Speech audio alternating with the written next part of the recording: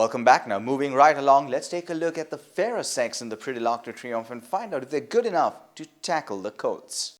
And two fillies will run the Arc as well. Let's look at the first, Serafina, the winner of the Prix Diane, that is the French Oaks. Serafina is by Refuse to Bend out of Sanaria, owned by the Archon, and her form is quite impressive. After winning the Prix Diane, she went on to run a late finishing third in the Qatar Prix Vermeil. That was over 1.5 miles, a Group 1 race.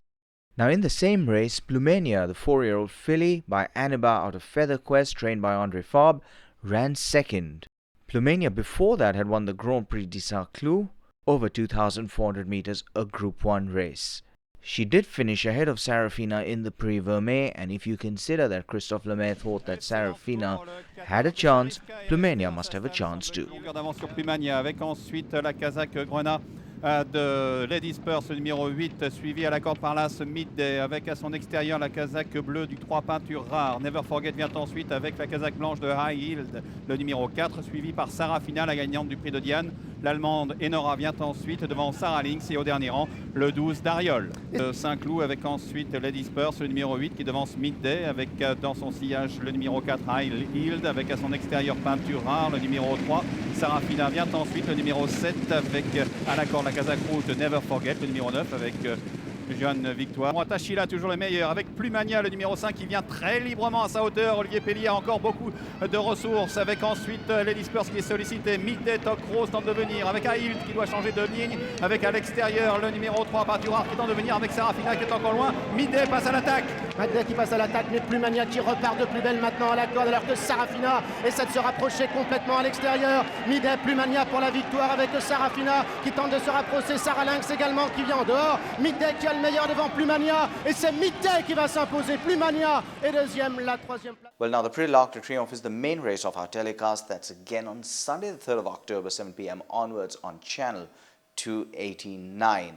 Now, however, there are 7 Group 1 races on a single afternoon, and many racing pundits will consider this to be the greatest day of racing in the world. Let's take a look at some of the others and see if we can pick out maybe 1 or 2 of the horses that stand out. Now the Marcel Boussac is for 2-year-old fillies. It's over 1 mile, and the one that looks outstanding here is Cricket Head's Ellie Bourine. Ellie Bourine is a daughter of Observatory out of New Orchid, and in 3 starts has won 3 times. Her last in a Group 3 race at Longchamp was impressive to say the least. Pour des poulies de 2 ans, il est disputé sur 1600 mètres avec le numéro 2 Split 3 qui a pris un très bon départ à la corde. Nizza, le numéro 3, vient à son extérieur. Le numéro 2 avec Pierre-Charles Boudot. Immortal Verse est en 3e position, se rapprochant un peu à l'extérieur, alors que l'As Ellemorine a maintenant pris son dos après 400 mètres de course. Nizza a l'avantage à la corde. On retrouve toujours le numéro 2 Split 3 avec à son extérieur Immortal Verse et Ellemorine qui patiente en 4e et dernière position. Nizza qui a donc toujours les commandes avec le Split 3 qui est à la corde. À l'extérieur, le numéro 4, Immortal Verse, accompagné en retrait par le numéro 1, Elleborine. Nizza à la corde de Split 3, ligne droite. Avec le numéro 3, Nizza qui a l'avantage et tente de réaccélérer. Immortal Verse à son extérieur. Split 3 qui est à la corde avec Elleborine qui se rapproche maintenant à l'extérieur alors qu'il reste encore environ 300 mètres de course. Elleborine qui place maintenant son accélération à l'extérieur et qui a pris l'avantage sur Nizza sur le 4 Immortal Verse à la corde Split 3. Elleborine, la grande favorite de la course qui se détache maintenant comptant 1, 2, 3, 4 longueurs d'avance sur Immortal Verse. Elleborine, le nouvel éclair de classe de cet après-midi. La victoire pour Elleborine qui reste invaincu, qui s'impose dans le prix de Mal. The Jean-Luc Lagarde is for 2-year-old colts and fillies over 7 furlongs, and Richard Hannon will try to rate this race with King Torres, who has won 2 out of 2 starts. However, standing in his way is the winner of the Prix La Rochette, My Name is Bond, who is by Monsieur Bond.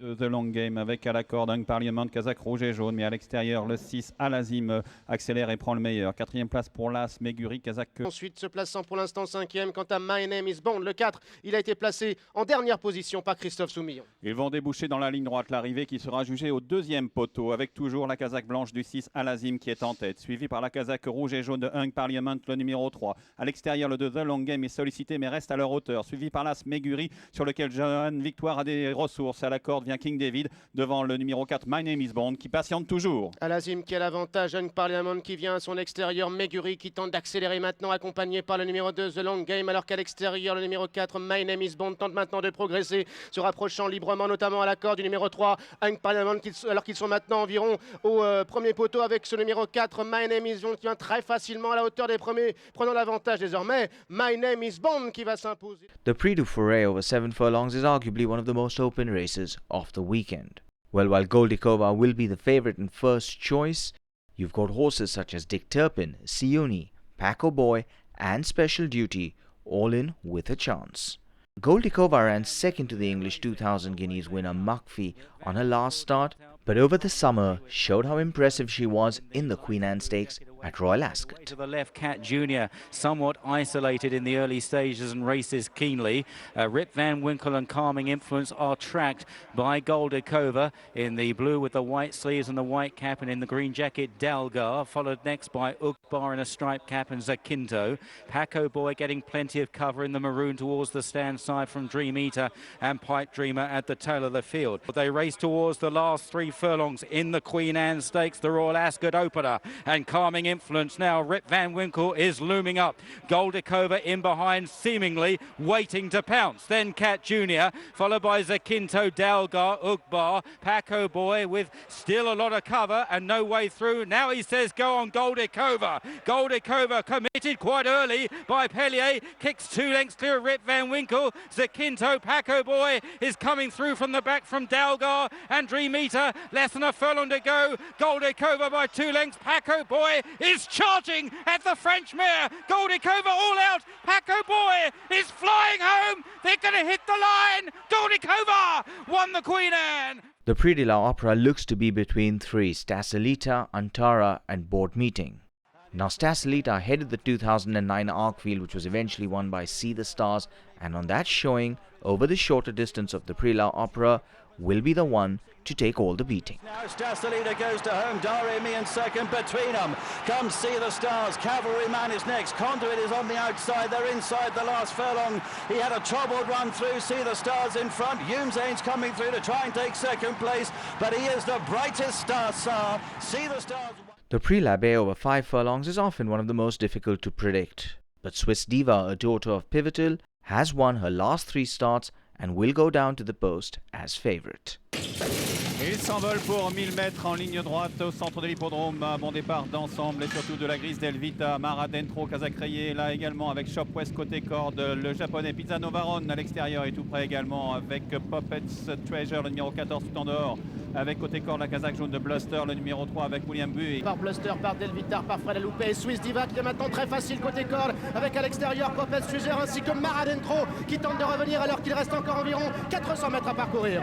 Avec Swiss Diva qui prend nettement le meilleur à 150 mètres du poteau devant Bluster avec Mara Dentro qui se défend très bien, mais c'est Swiss Diva qui va continuer sa belle série et qui semble avoir la victoire à sa merci maintenant. Bluster est deuxième devant Mara Dentro, Puppets Treasure, War, titre final extérieur, c'est Swiss Diva qui s'impose nettement. Well, and that's all we have on this preview, but don't forget I will be live on Sunday the 3rd of October to bring you all the action from the Bois de Boulogne in Paris.